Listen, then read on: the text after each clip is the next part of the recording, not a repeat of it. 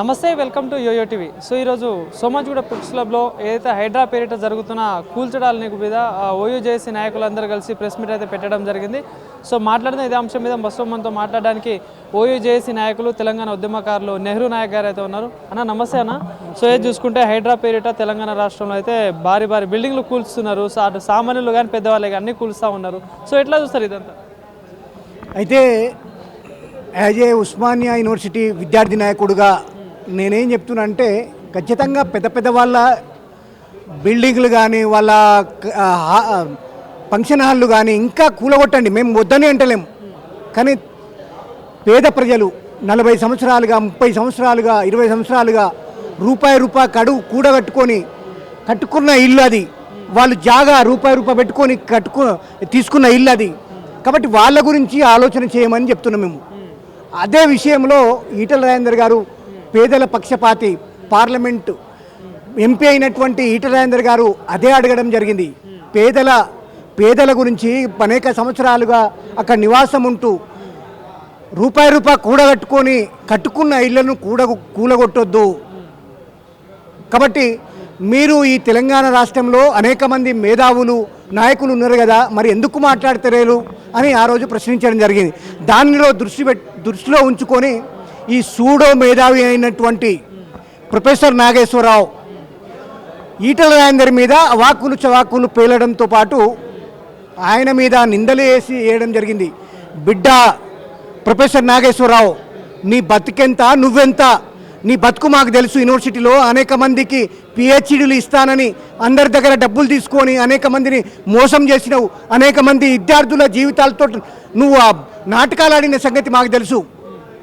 నీ బతుకు తెలుసు మాకు. తెలంగాణ ఉద్యమంలో మా ఉస్మానియా యూనివర్సిటీ బిడ్డలు అనేక మంది జైలుకు పోతే వాళ్లకు బెయిలిచ్చిన వ్యక్తి ఈటల రాజేందర్ గారు. పేదల పక్షపాతి ఆయన. 10 మందికి సాయం చేసేటోడు తప్ప ఎవరికి అన్యాయం చేసేటోడు కాదు ఈటల రాజేందర్ గారు. అలాంటి వ్యక్తి మీద నువ్వు నిందలేస్తున్నావు. ఇంకేమంటాడు, బండి సంజయ్ని ఓడగొట్టింది కూడా ఈటల రాజేందర్. నీ దగ్గర ప్రూఫ్ ఉందా? నువ్వు మనిషివా? అన్నం తింటున్నావా? గడ్డి తింటున్నావా? నీ బతికేంది? ఇట్లాంటి నువ్వేం మేధావి?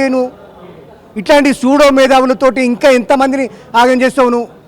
కాబట్టి దయచేసి ఒకటే చెప్తున్నాం, తెలంగాణ రాష్ట్రంలో 10 సంవత్సరాలు కేసీఆర్ పరిపాలించి తెలంగాణ రాష్ట్రంలో భ్రష్టు పట్టిస్తే ఇప్పుడు 6-7 నెలలుగా తెలంగాణ రాష్ట్రంలో ఉస్మానియా యూనివర్సిటీ విద్యార్థి నాయకుడిగా చెప్తున్నా, ఇవాళ 6 గ్యారంటీలు అమలు అయినాయా?